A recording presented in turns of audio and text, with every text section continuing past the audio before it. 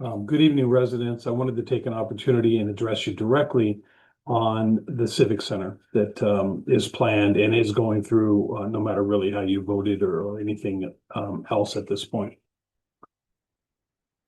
It's multi-pronged. One, it hasn't been planned for, right? They've known that we needed a police station for a long, long time. The other issue is Mayor Billings on this term for her 4 years is not interested in doing 4 years.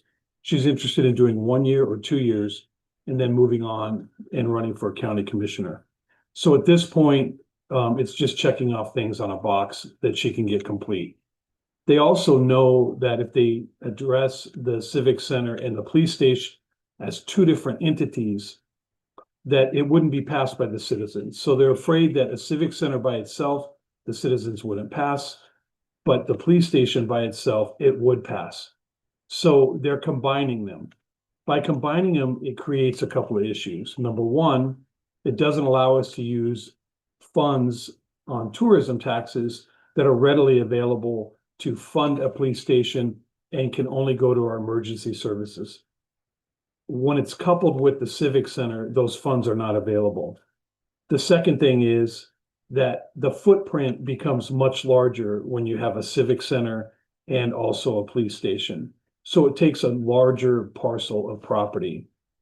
We really don't have a need for a Civic Center right now. That is not a must, but the police department is definitely in need for the safety of themselves, the safety of citizens.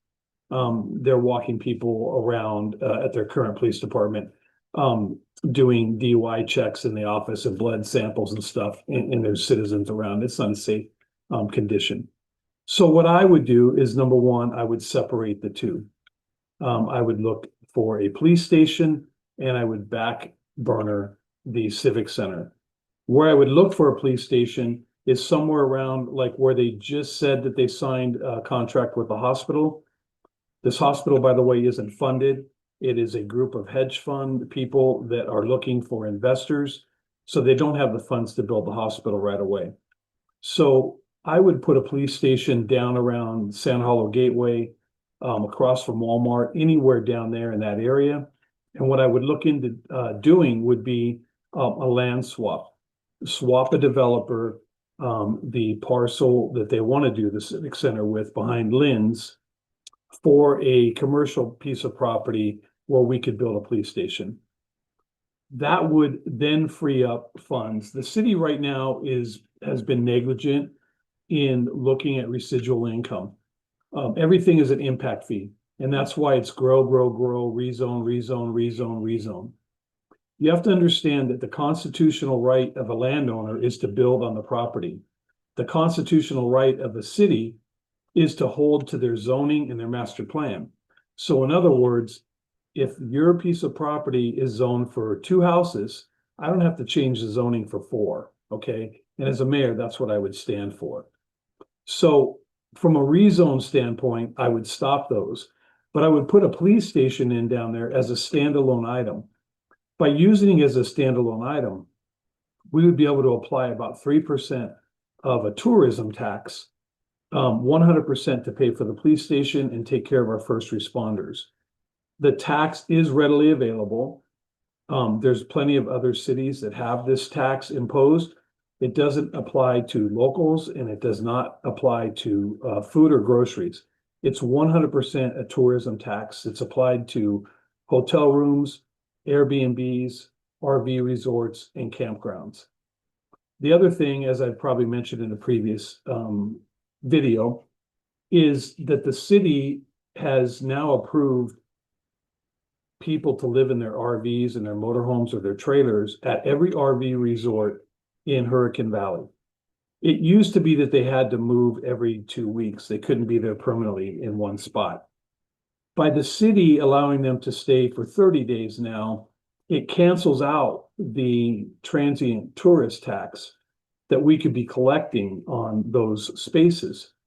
And what that does is it costs the city hundreds of thousands of dollars in transient tourism tax. This is tax that doesn't affect the citizens at all.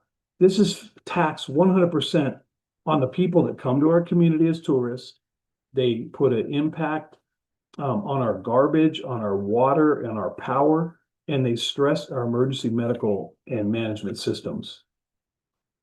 The other thing you need to understand is any RV resort is only paying property tax on undeveloped property.